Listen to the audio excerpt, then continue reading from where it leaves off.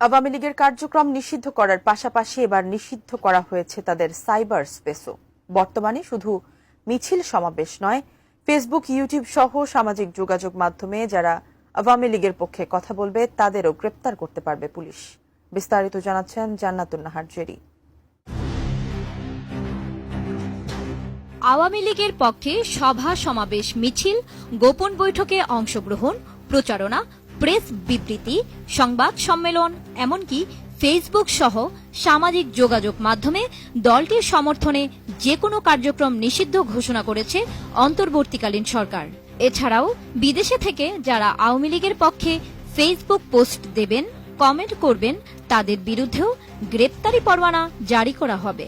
আওয়ামী লীগের কার্যক্রম নিষিদ্ধ হওয়ায় দলটির নেতাকর্মীদের গ্রেপ্তারে আর কোনো আইনি জটিলতা নেই বলে জানিয়েছে পুলিশ। গত 11 মে পুলিশের একাধিক সূত্র ও সংশ্লিষ্ট আইনজীবীরা এসব তথ্য জানান। ওই সূত্র থেকে জানা গেছে, সোমবার আওয়ামী লীগের কার্যক্রম নিষিদ্ধ করে সরকারি আদেশ জারি হতে যাচ্ছে। এরপরই ঢাকা রেঞ্জের ডিআইজি রেজাউল করিম মল্লিক বলেন, নিষিদ্ধ সংগঠনের কোনো কার্যক্রম ঢাকা রেঞ্জে চলতে দেওয়া হবে না। এ বিষয়ে এসপিদের স্পষ্ট নির্দেশ দেওয়া হয়েছে। যারা নিষিদ্ধ সংগঠনের সাথে, নিষিদ্ধ কার্যকলাপের সাথে জড়িত, তাদেরকে সবাইকে আমরা আইনের আওতায় নিয়ে আসবো। এক্ষেত্রে কাউকে বিন্দুমাত্র ছাড় দেওয়া হবে না। সাইবার অপরাধ দমন শাখার এক কর্মকর্তা জানান, ফেসবুক, ইউটিউবে আওয়ামী লীগের পক্ষে কেউ কিছু বললে, পোস্ট দিলে বা মন্তব্য করলে, এমনকি বিদেশে বসে করলেও তাদের বিরুদ্ধে সাইবার সিকিউরিটি অ্যাক্টে মামলা করা যাবে। দেশে ফিরলেই গ্রেপ্তার হবে।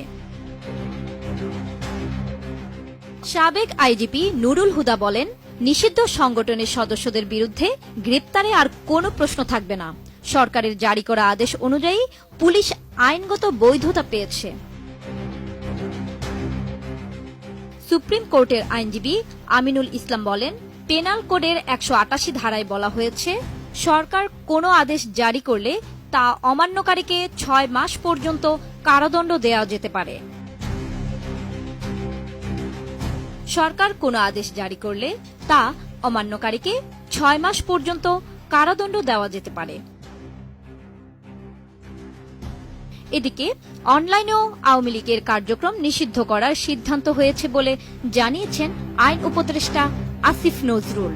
তিনি জানান, শুধু অফলাইনেই নয়, সাইবার স্পেসেও দলটির উপস্থিতি বন্ধে পদক্ষেপ নেওয়া হবে। সন্ত্রাস বিরোধী আইনের অধীনে সাইবার স্পেস সহ আওয়ামী লীগের যাবতীয় কার্যক্রম নিষিদ্ধ করার সিদ্ধান্ত গ্রহণ করা হয়েছে।